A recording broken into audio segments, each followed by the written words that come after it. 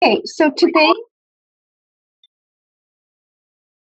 we're going to talk about derivative and integral of vector function. Okay?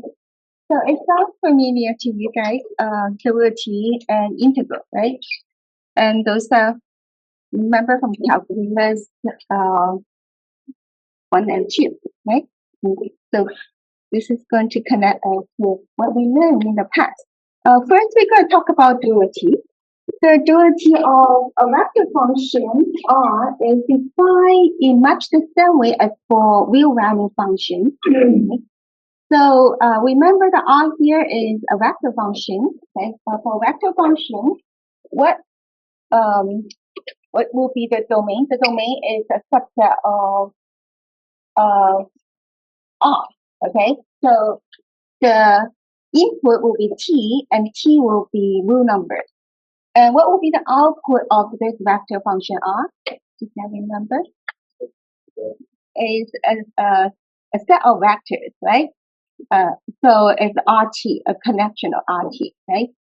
Now we're going to take the derivative of this vector function R, okay?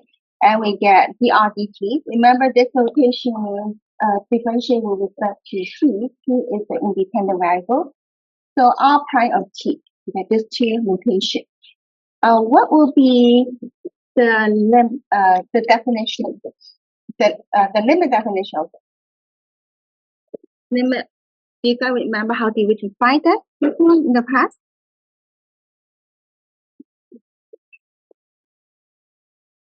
Yes, it's going to be R, or let's write down. It's going to be R of T plus H, subtracting R of T. And then this is the change in R of T, right? And then dividing by the change in T, which is H. This is the derivative of R with respect to T. Okay, it is a new function. Okay, so here is a good picture of it. Okay, so here we have a point on the curve, which is P, and then at that time, this vector, position vector, will be R of T, and then you let the T here change an amount of H, so T plus H. And then you will find another point on the space curve, and then R of T plus H will be this one. Now what is this R of T plus H minus R of T? It is this one, okay? It is this vector. So taking this, so it's a change in the function, right? And then divide by H. There's a change in the T, which is H. And then you let H approaching the zero, which means suppose you make think about T as a time. So when the time here be the difference of the time here be closer and closer to zero, then this too will be closer and closer if it's a continuous spacecraft. And then this quotient, this difference quotient as H approaching zero is the derivative of this function of T. So kind of similar as the definition for derivative in the past, right? It's the limit of this difference quotient as H approaching to zero. Okay. Now here, this is the second vector TQ. Okay, and then the tangent vector. What's this tangent vector? The tangent vector will be the limit as H approaching the zero of this. So as you move the H to be smaller and smaller, what happens over here is this is actually closer and closer, and finally it becomes one point. So the second line over here becomes the tangent. Okay. This side what we have in the past. Imagine this, move the most closer and closer to T, and then that line, the second line gets closer and closer to the tangent. And this is the tangent vector over here. Okay. So tangent vector is the limit position of second vector. Okay, as you make H closer and closer to the move this closer and closer from both sides. Now if this one, here, okay. So that's the second vector, okay. Now over here, we only consider h greater than 0, but h could actually be less than 0, could be on this side. So q could be on this side also, okay. And for this reason, yeah, so as h approaching the 0, that the vector approach to vector that 9 on the tangent line, which is this one over here. Okay, so in your mind, imagine this getting closer and closer to t and become the tangent line. So the tangent vector lie on the tangent line. Okay, so called the tangent vector. And it's a tangent vector to the curve defined by R at the point P. At this point P, providing that R prior T exists and R prior T does not equal 0. Okay. So, well, when would that does not exist? It does not exist when this is like a, remember, the duality does not exist. You have different situations. It could be a cut, right? If it's a cut, there's no tangent line. Too sharp to have a tangent line. You can have a corner, right? No tangent line. And then if it's not continue over there, it's broken, then no tangent line there, right? And then also the duality corresponds to the slope of the tangent, right? If it's vertical tangent, then the slope is what? Undefined, then there's no tangent line, right? So here, providing that that 3 doesn't happen, and R prior T does not equal 0. Right. Okay, duality. Okay. The tangent line to the curve at this point, right, let's look at the picture. The tangent line, imagine this pink one over here, extend forever to this curve C, which is this black one over here. At this point P, is defined to be the line that's going through this point P and then parallel to the tangent vector R pi of T. So going through this, and then has this direction. Has this direction R pi of T. So if you have a point, you know the direction, you'll be able to write the equation of the line, right? So go to this point and has this R pi of T direction. We will also have occasion to consider the unit tangent vector. The tangent vector, the magnitude, we show that how you have the magnitude, right? But sometimes we want to see the unit tangent vector. So if you have a tangent vector, how do you find the unit tangent vector? Divide by the magnitude of that, right? So we'll have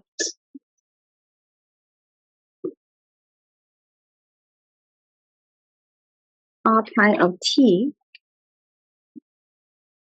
This should be a vector, right?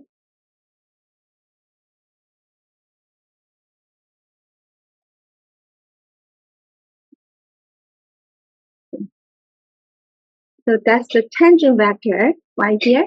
So you want to make it a unit tangent vector. So we divide that by its magnitude.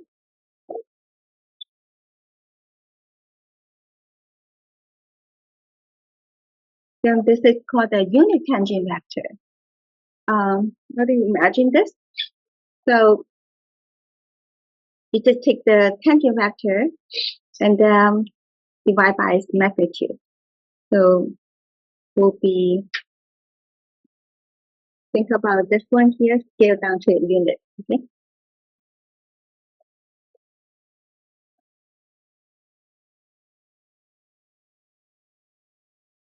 Right, so here you see the tangent vector R pi of T.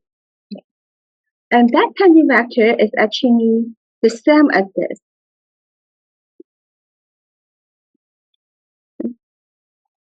This is also R pi of T because they have the same direction and same magnitude. So you can put the starting point at the origin or over here. You can see them as the same vector. Okay. Okay. Now the next one over here. Here give us a convenient method for computing the duality of a vector function R. And what do? We just differentiate each component of R. Okay.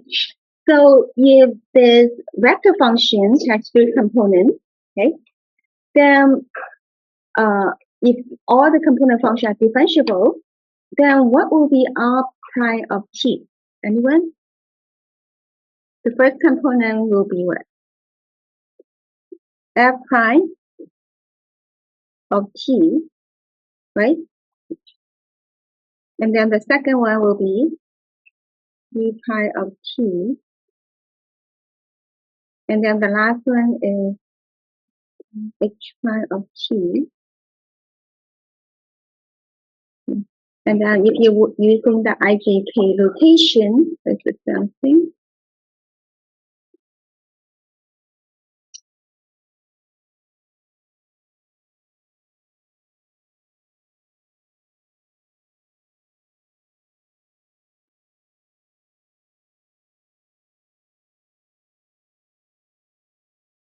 So better remember how to take derivative because we're going to do it over here, right?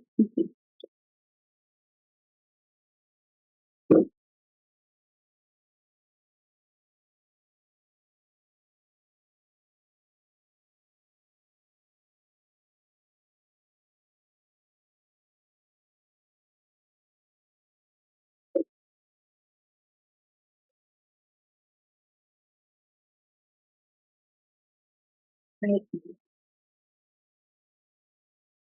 Let's look at one example. How to find the duality of this vector function? It has how many components? Three component function, right? Okay, let's do that. So according to the thing we just went over, we will differentiate each component of the vector function. So r prime of t equal to what? Let's differentiate the first component function. What do you get? 3t squared, yeah,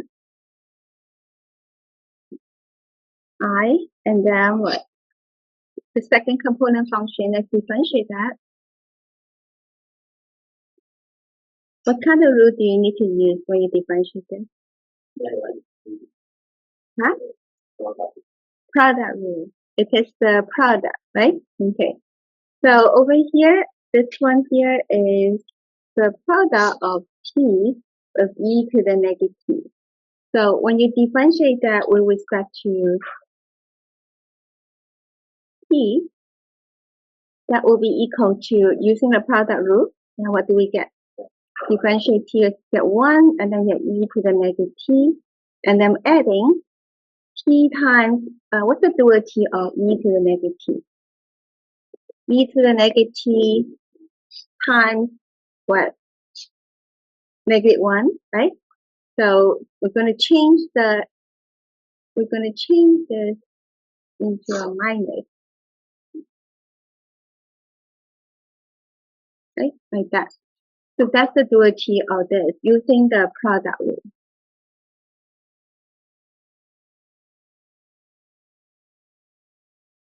Right? And then now we can actually take out the common vector e to the negative t. So we can have 1 minus t times e to the negative t. So that will be,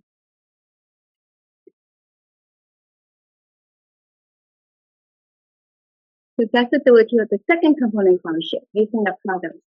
Okay, what about the last one? The last one is easier. What's the duality of this? Good. 2 cosine 2t, right? Okay, good. Right, so yeah, you have successfully differentiated a vector function now. Okay? And you just differentiate each component function one by one. The next question here I want to ask you, what's r prime of 0? When t equal to 0, we will substitute t to be 0 in each component function. Okay, then what do you get for this? Then you get 0, right? So you will get 0. And then this one here, you get 1. And what is e to the 0? 1. Okay. So the j component will have 1j, right? Okay. So we will have equal to 1j, or we can just put j. Okay, and then adding, you said 2? Yeah, that's equal to 2. Okay. So that would be 2k. So 1j plus 2k is r prime of 0. That means that the tangent vector when t equals 0 is going to be this vector over here. Okay, so let me label this. This is the tangent vector when t equal to 0.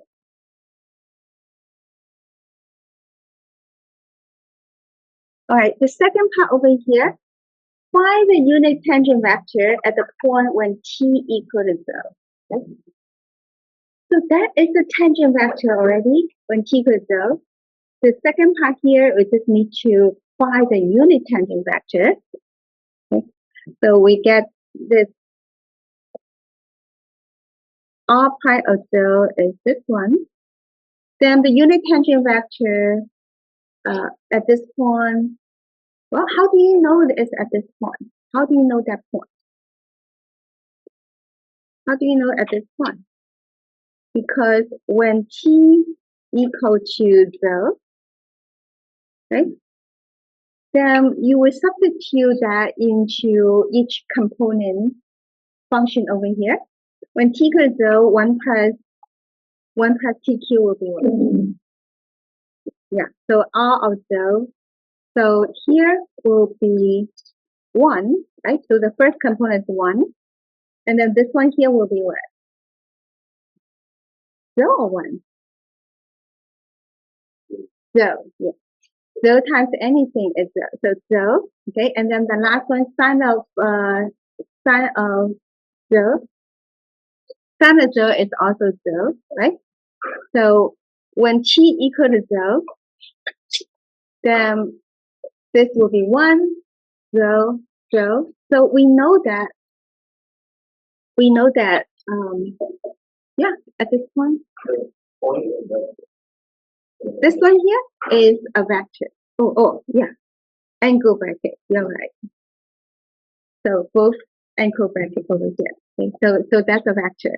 So when t equals 0, then this is the position vector, and this is the point. Okay. Okay. So now we know this. Now we can get the unit tangent vector. What do we do? We just take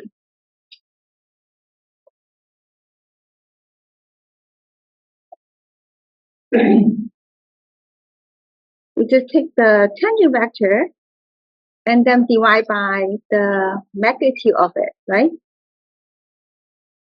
Sorry.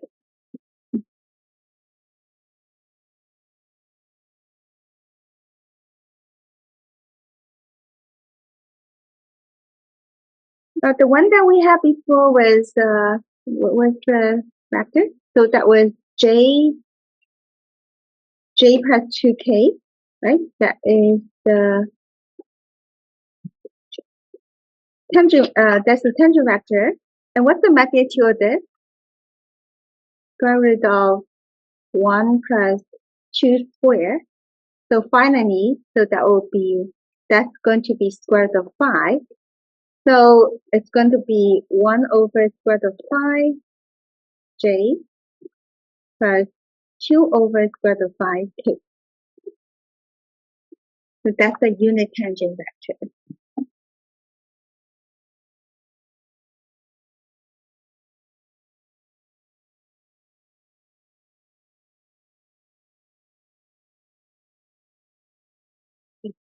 So let me draw a picture for you so that maybe you can see better. Okay. So suppose the curve go like this, okay? And suppose when t equal to 0, it's going to at this point 1, 0, 0. then suppose that at this point, this one is 1, 0, 0. Then the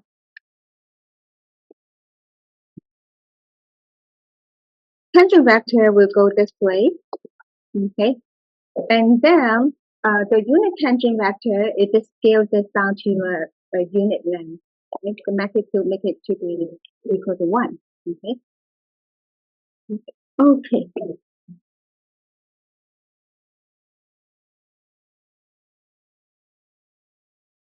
So which means that what does this one mean? This one means that in the J direction, you're going to move so many units. Okay. So at that time, so in J direction, which is this direction, you're going to move 1 over square root of 5 units, and then in the K direction, you're going to go up this much. So go up this much. Let me get this. Okay.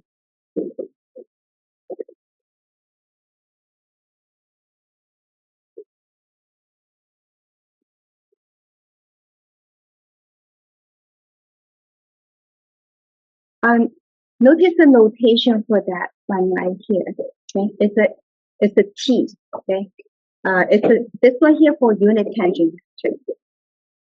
The R here is for the tangent vector. Okay, the next one.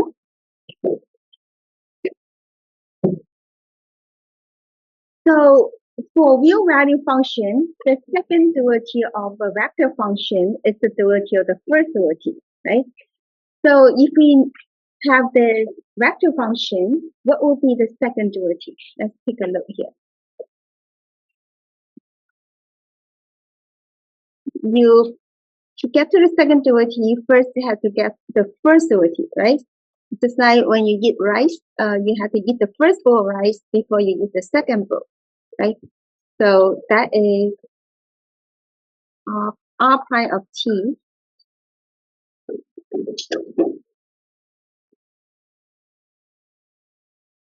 right this way. What is the first derivative? Negative 2 sin of t and cosine t and 1. Okay. Now what about second derivative? Negative 2 cosine t, negative sin t. So, okay, good job.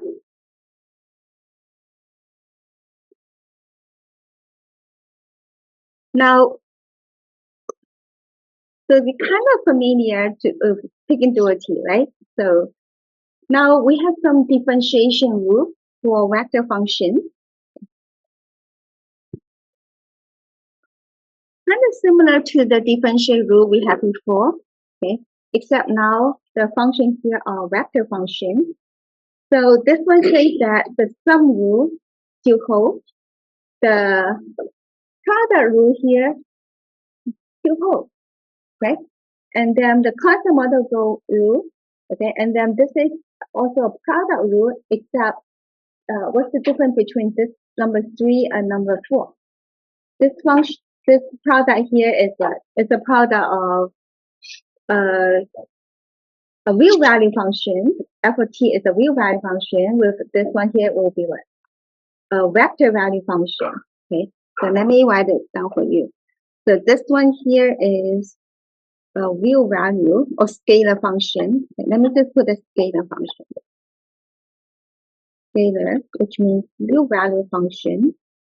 And what about this one? This one here is a vector function. Okay. Then the product will still hold.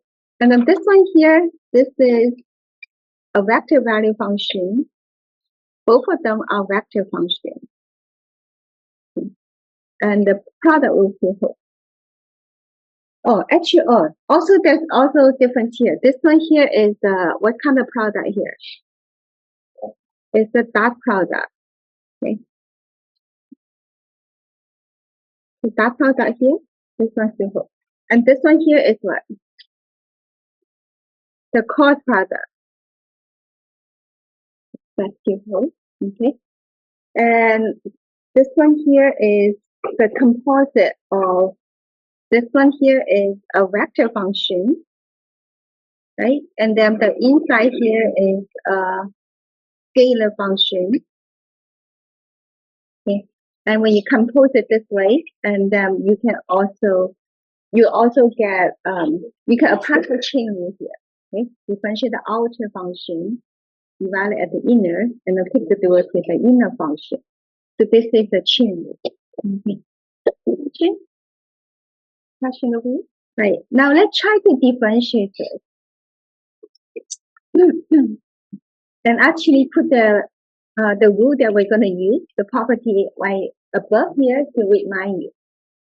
Now this one show that if the magnitude of the vector function stays the same as a constant, then R prime of t is orthogonal to RT at all t. So what does it mean? Okay. Now remember this one here is the dot product. How do you show two vectors are orthogonal? Dot product equal to 0. Okay. So to show that this is orthogonal to this, let's try to show that the dot product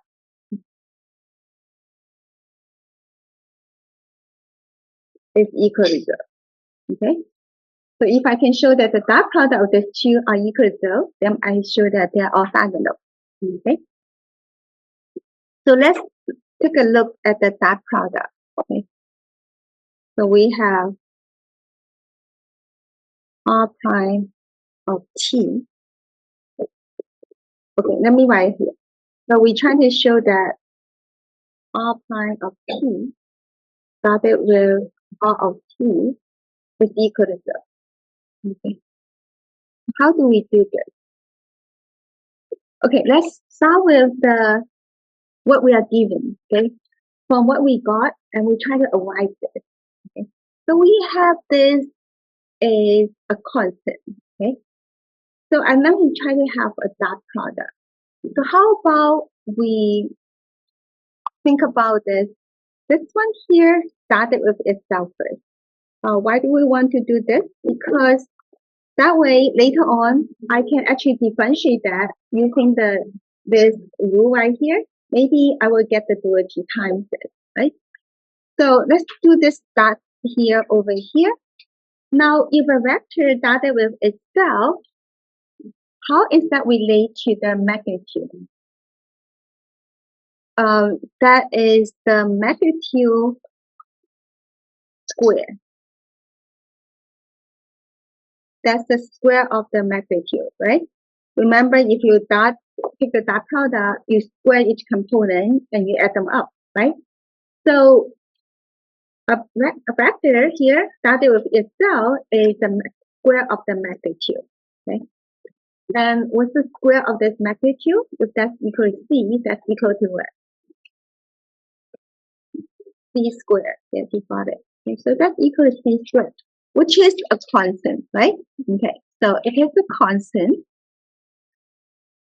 Now, how about we're going to differentiate this on this side and on this side? Okay, let's differentiate this using this number 4.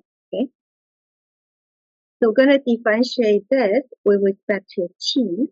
According to this rule here, what do I get? What should I put over here?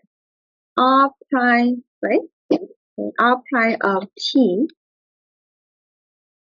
and then what? Started with R of t, and then adding. Now it will be R of t started with R prime of t, right? Which is, these two are the same, isn't it? Remember that product is commutative, right? So these two are the same. So we can combine them into how many of this do I have? These two are the same, so we have 2 of this. 2 r prime of t started with our t. Yeah, we got it. Good job. Okay, so good, we got this. Okay, but when we differentiate this, remember this dot product is equal to a constant. Remember, right? So it is a constant. What's the duality of a constant with respect to t? 0. So we should get that it should be equal to 0, right? Then if that is equal to 0, then what can we say about the dot product here? So this whole thing here will be this equal to 0. So this has to be equal to, it has to equal 0, okay? So r prime of t started with r of t, that's equal to 0, has to be equal to 0. And if the dot product equal to 0, that means the r prime of t is what? And r of t are orthogonal. Okay, so they are orthogonal. Okay, yeah, Morgan. Is there parentheses in the second? So 2 2 prime for t and r2. 2 This one? Over here. 2 r prime. I will write it down. Okay. So if I can write it better, let me erase it. So that will be equal to 2. Okay, the first one is r prime of t. This is the duality. Remember the first one. And then the second one is this r of t. Looks better? Okay. All right. So we have proved it. But somehow you say, oh, I proved this. I don't know what does it mean? Let me try to draw a picture. Okay. Now draw a picture over here. So what does it mean? So let's draw the coordinate system. Let's say, I have a picture over here. Okay. Down over here. So you see this is a sphere. Okay. So the result that we have above says that if a curve lies in a sphere with center at the origin, okay, now what does it say here? If the magnitude of RT equals T. The magnitude of RC equals T, what kind of curve do we, what kind of surface do we have? It's going to be a sphere, right? So it's going to be a sphere with radius C, right? Okay. So over here, this absolute value of the magnitude of RT equal to C, that is going to be a sphere. Maybe I should use the blue color. It's a sphere. Okay. It's a sphere with radius R. A radius C. Okay. So if we have a sphere like this, okay, and go back to the one that we just talked about, okay, and that means on this that is given, then r prime of t is orthogonal to r of t at all t. Okay. Now, if you're looking at a picture, let me make it bigger. R prime of t is this one. That is the tangent vector. Okay, remember. So the tangent vector at t is going to be orthogonal to rt. Okay, what is rt? Rt is this one. Okay, this one over here. This is the position vector, right? Okay, that's the position vector. And they are going to form, what kind of angle do they form? They're going to form a 90-degree angle all the time, okay? Which makes sense, right? If you think about, you have a sphere, a ball, and any tangent vector to the ball at this point is going to be perpendicular or orthogonal to the position vector, right? Okay. So, so if this happens, then the tangent vector and position vector are orthogonal. Okay, so this is what it means. Okay, okay, good job. Any question for this picture? So over here we're given this. Given you have a sphere, then the conclusion here is these two are orthogonal. Okay, good job. Okay, question.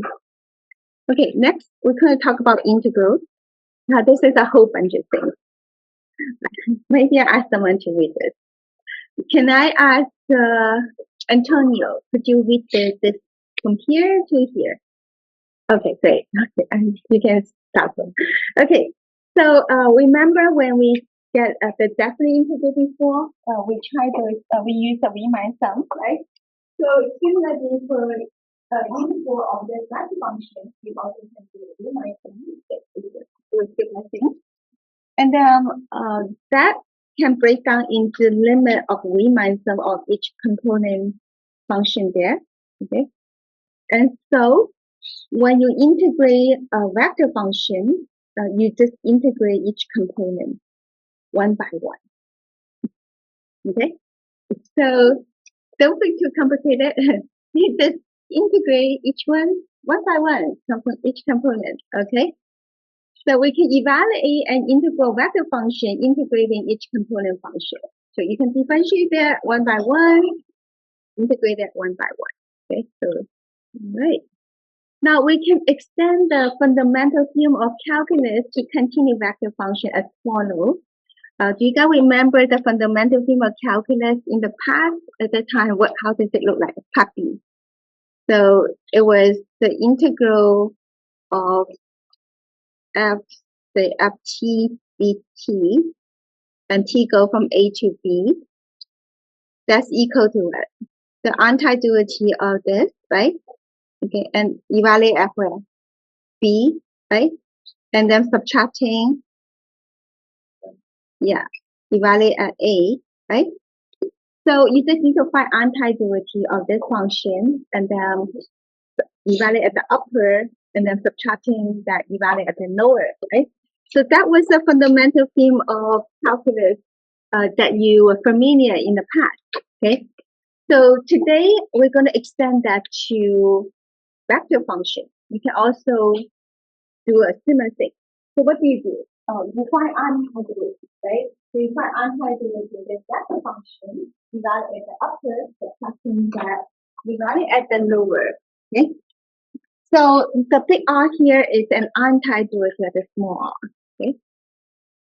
So which means that I think I have one extra outline. Okay, let me try to do this. Okay, R prime of t is equal to R t. Okay. Take that away. So you can take the prime over that way. So the duality R, big R is small r.